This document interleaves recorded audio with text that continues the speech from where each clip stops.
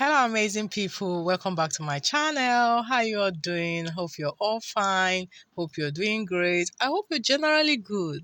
Today, I'll be showing you how to make this beautiful dolman sleeve flare dress with a turn-up effect on the sleeve. Super easy here, guys. Trust me when I say that. Yes, guys. So if you want to see how I did this, then just stick around with me to the very end and let's just do this together, okay? Yes, guys.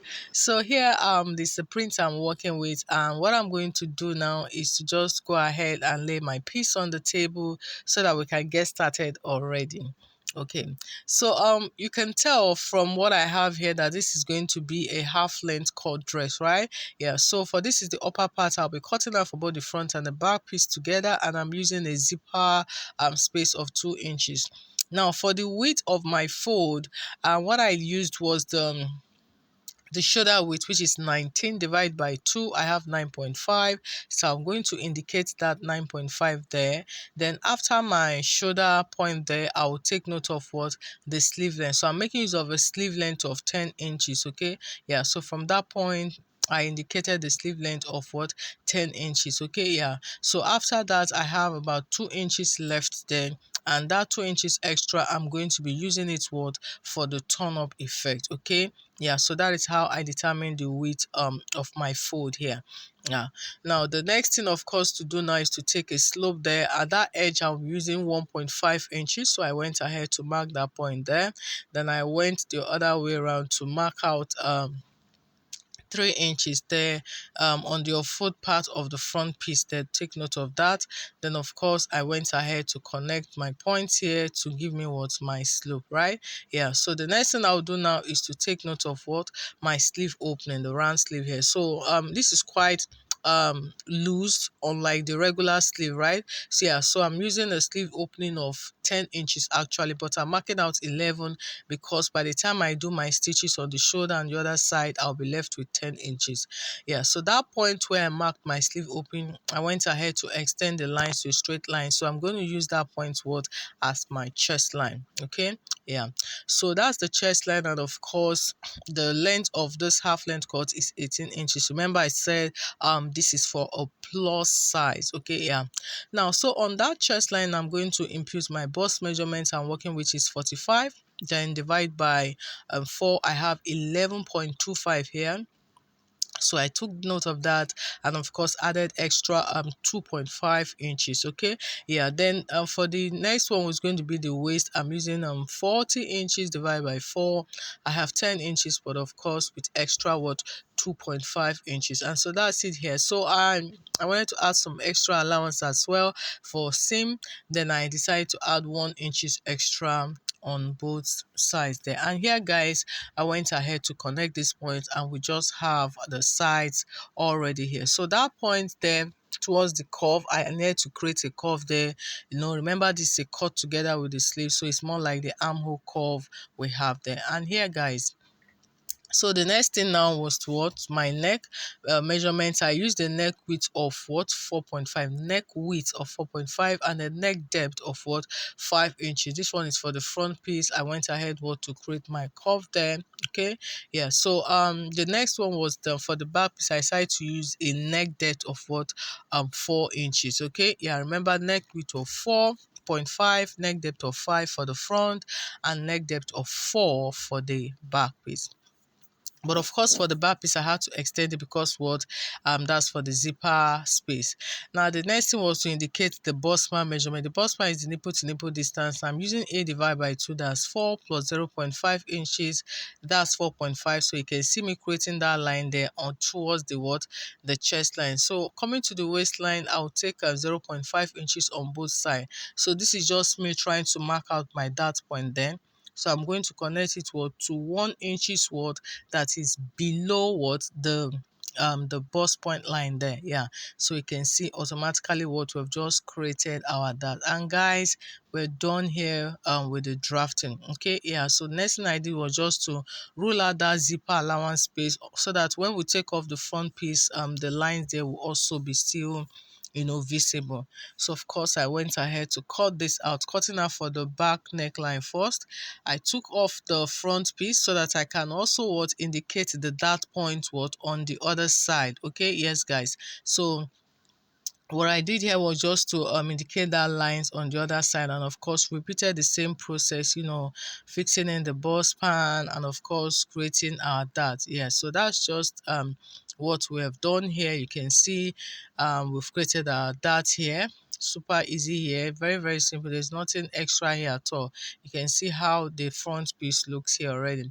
Yeah, so we're going to repeat the same thing here for the back piece as well. Yeah, just the little difference here is that the that point is going to go higher compared to the front piece. So from that shoulder point, you can see I marked out 9 inches there, which I used to represent the chest line there, right? So from that point I also fixed in my bust bar measurement, just repeating the same process for the front piece as well. Okay, yes guys, so that's just exactly what we're doing. So once I'm done here, I'll of course also repeat it on the other side so that we can have it on both ends. So that's it here guys. If you not like this video, please go ahead and like my video, okay? And also if you've not subscribed, please don't forget to do that as well. I'll also really really appreciate that. Thank you so much guys. So here we're almost done, like we're practically done here now. So we have this. Now you can see this is the back piece here, and of course we also would have the front piece here. So yes guys, so the next thing I'm going to do now is to cut the lowest part, which is the flare part. So here I have 3 layers of this print, and you can see I folded it into 2 equal parts. Yeah, so the next thing I'm going to do now is to make a triangular fold. You can see what I'm doing now, making my triangular fold, and so I have it folded into 4. Yeah, so right now we're going to start fixing the measurement. So I'm working with the waist circumference here of 40 inches. Okay, and that 40 inches I'm going to add 4 inches extra, which is going to make it 44. Yeah, remember it's going to have a zipper allowance, so I had to add that extra 4 inches. Now the 44 divided by 4 is going to be 11, right? Yeah, so I'm going to use that 11 as my circumference. So what I'm going to do, the easy way to do this now is to place my tape on the edge there in a horizontal form like so, and I'll keep moving it the way I'm doing right now. Keep moving it till I get to a point where I can actually capture 11, right? Yeah, so seeing that I've done that, I went ahead to mark both ends there. So that I will take my tape back to the edge again now, and what I will now have there is 15. So this will just help me create a perfect curve. So you can see how I'm moving my tape from that tip to the other end. Yeah, so automatically I have just created my curve here. So to confirm, you can also go ahead and do this, and you can see I have about 11.5, which is just like a little bit more than what I actually need. Yeah, and that's okay. Remember, it's going to have a zipper allowance as well. So now that we have gotten the curve for the waistline, so from there I'm going to indicate the length. So having in mind that the length of this outfit is 52, by the time we take away a half length of 18, we're left with 34. So you can see from that waist point now, I'm indicating 34 inches. Okay, yes guys. So I'm going to move back my tape now to that tip again, repeating the same process so that we can get a perfect curve.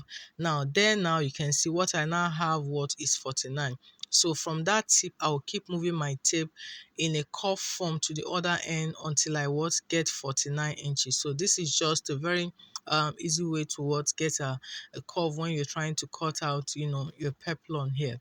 Yeah, so that's it, guys. So move it onto the other end. You can see I've gotten my curve. Then I'll go ahead and connect all these points together. So from what you can see now, you can tell that my curve actually moved away a little bit from the piece we have there. So which means that when I'm cutting this off, I'll have to join in some piece of fabric to make up for that length there on the front side. Yeah, so here you can see, guys, our piece is all ready for both the up and the down. So we'll go ahead and start joining now.